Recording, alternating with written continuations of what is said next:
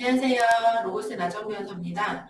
국가공무원법 등에서는 징계 처분을 받게 된 사람이 소청을 신청할 때 소청심사위원회가 그 본래의 처분보다 불이익한 결정을 하지 못하도록 불이익 변경 금지 원칙을 규정하고 있습니다. 소청심사를 할 경우 그에 대해서 기각을 하거나 감경을 하는 처분을 할 수는 있지만 이를 더 무겁게 변경하는 청구권자에게 불이익한 처분을 하는 것으로 변경할 수는 없다는 것입니다. 그렇기 때문에 일단 해보는 것이 좋고 그런 부분에 있어서의 이제 두려움은 없으셔도 됩니다. 국가공무원법 등에서 소청심사 신청권을 보장하기 위해서 이렇게 불이익 변경 금지 원칙을 적용하고 있는데요. 이는 이 소청심사 단계에서만 적용이 되는 원칙입니다.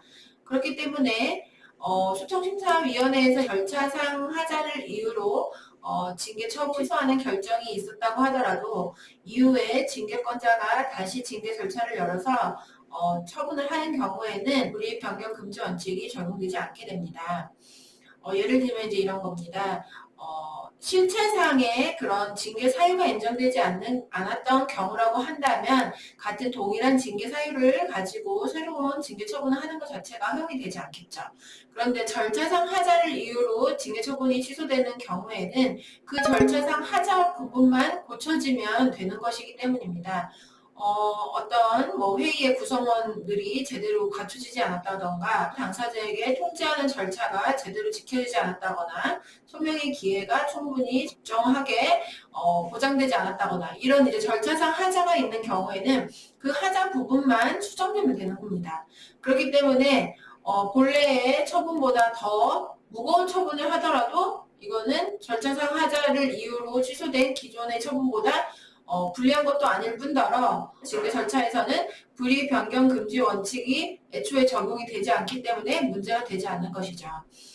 이 판결 사안은 이제 어떤 사안이었냐면 공무원에 대해서 의원 면직 처분이 있었습니다. 그런데 이 의원 면직이라고 하는 것은 이제 공무원이 먼저 사의를 표시한 다음에 그에 따라서 의원 면직 처분이 있게 되는데 실제로는 이게 강요에 의한 의원 면직이었을 가능성이 있다. 이런 이유로 이제 취소 결정을 소청심의에서 했던 겁니다. 그런데 이후에 이제 새로운 징계 절차에서 의원 면직이 아니라 그냥 해임 또는 파면 이런 징계 처분이 이루어졌습니다. 이건 의원 면직보다 훨씬 무거운 처분이죠.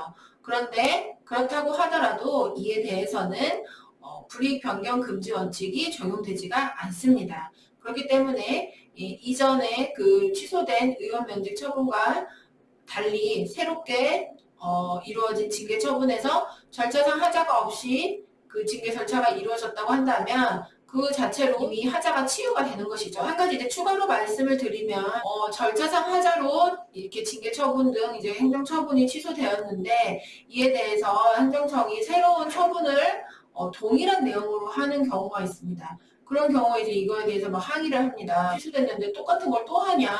이게 뭐 하는 거냐? 예, 그런데 이미 취소됐던 처분이 절차상 하자만 이유로 취소되었던 거기 때문에 새로운 절차를 제대로 갖추어서 절차상 하자가 없이 동일한 처분을 하는 것은 허용이 된다고 이미 명백히 판례로 정리가 되어 있는 부분입니다.